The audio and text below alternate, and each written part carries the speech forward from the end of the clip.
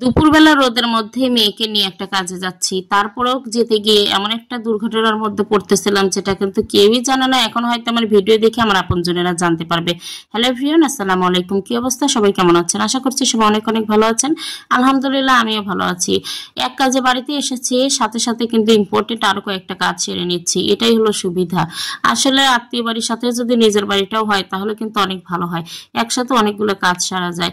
যাই হোক, কিছু ব্যক্তিগত কাজেই আপনাদের ভাইয়াও বাড়িতে আসবে আজকে। আর আমাকে বললো একটু মানে বাজারে যেতে, ওখানে একটা ব্যাংক আছে, ওখানে একটু কাজ আছে, সেই কাজেই আমি আসলে যাব। খুব একটা সময় লাগবে না, মাত্র মানে আধা ঘন্টা থেকে 1 ঘন্টা সময় লাগবে, বা তারও কমও লাগতে পারে। আমরা যেহেতু সব কথা ফোনেই বলে রেখেছি, ওখানে গেলেই আমাদের কাজ হয়ে যাবে, আমি চলে আসবো।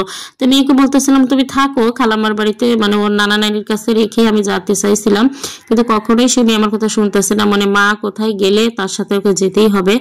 সবসময় কিন্তু যেতে চায় না, মাঝে মাঝে যেতে চায়। এই জন্য তো রেডি হয়ে গেছে।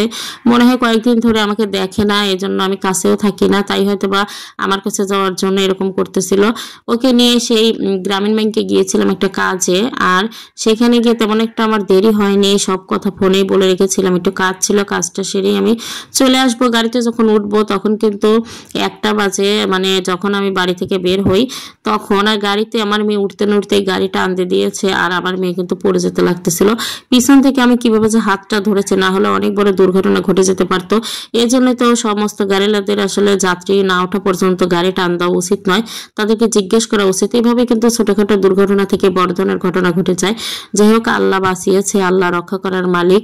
আমার অনেক বেশি ভয় লেগেছে সেই মুহূর্তটা, এখনো পর্যন্ত মনে পড়তেছে। বাড়িতে কিন্তু কাউকেই বলিনি, কারণ সবার চোখের মনে হলো আমার মেয়ে এই কথা শুনতে পেলে আমাকেই বকা দিবে, হয়তো আমি অসচেতন ছিলাম। কিন্তু এখানে কিন্তু আমার একটু দোষ ছিল না। যাই হোক, আল্লাহ যা করে ভালোর জন্যই করে। আল্লাহ কোনো ধরনের দুর্ঘটনা ঘটায়নি, এটাই অনেক কিছু। আর এই তো বিকেলবেলা আমরাই তো আমার ছোট ভাইয়ের পাখিগুলো নিয়ে খেলা করতেছিল। পাখি যেভাবে খেলা করতেছে সেটা দেখে আমার মেয়ে তো অনেক বেশি খুশি হয়ে গেছে। আর ছোট ভাইয়ের ছেলের যে গিফটগুলো ছিল সেগুলোই কিন্তু পরিয়ে দিয়েছে আমার ছোট ভাইয়ের বউ। আর সেটা পরেই ও অনেক বেশি মানে মজা করতেছে, বলতেছে আম্মু আমাকে এটা ওটা কিনে দিবে, বানিয়ে দিবে। আসলে ছোটবেলা থেকে আমার মেয়ে কিন্তু ছেলেদের ড্রেস পরতে অনেক বেশি পছন্দ করে। মেয়েদের ড্রেস তেমন ভাবে পরতেই চায় না, এখন কেমন জানি ফিল হচ্ছে মেয়েদের ড্রেসও পরতে চাই, গহনাও পরতে চাই। যাই হোক, আমরা পরের দিন সকালবেলা চলে আসার জন্য রওনা দিয়ে দিয়েছি। সকালবেলায় আসবো, কিন্তু আমার ছেলে মেয়ের তো ঘুমই ভাঙে না। ওদের ঘুম ভেঙেছে 11টার দিকে, আর আমি 12টার দিকে রেডি হয়ে গেছি। আর বের হতে হতে আমার বেজে গেছে 2টা, প্রায় 2টাই বেজে গিয়েছে। যাই হোক, এদিকে বেড়াতে এসেও আমাদের একটু দেরি হচ্ছিল। এখানে অনেকটাই ভিড় থাকে, আর প্রত্যেকবারই কিন্তু বেড়াতে এসে আমি একটু ভিডিও করি। এইখানে যেহেতু গাড়িটা একটু থামে, আজকে যেহেতু দিনটা একটু মেঘলা মেঘলা ছিল, তেমন একটা খারাপ লাগতেছে না। আপনাদের ভাইয়া সকালবেলায় চলে গেছে বাসাতে। আর গিয়ে আমি ভেবেছিলাম যে দুপুরে রান্নাটা করবো, কিন্তু আস্তে আস্তে সন্ধ্যা লেগে গেছে। আর এই সময়টা আমি কি করব, কোথাও থেকে আসলে তোমার মাথা পুরো নষ্ট হয়ে যায় বাসার অবস্থা দেখে। হাঁড়ি পাতিল সব কিছু অগোছালো, ঘর অগোছালো, সেগুলো পরিষ্কার করতে হয়।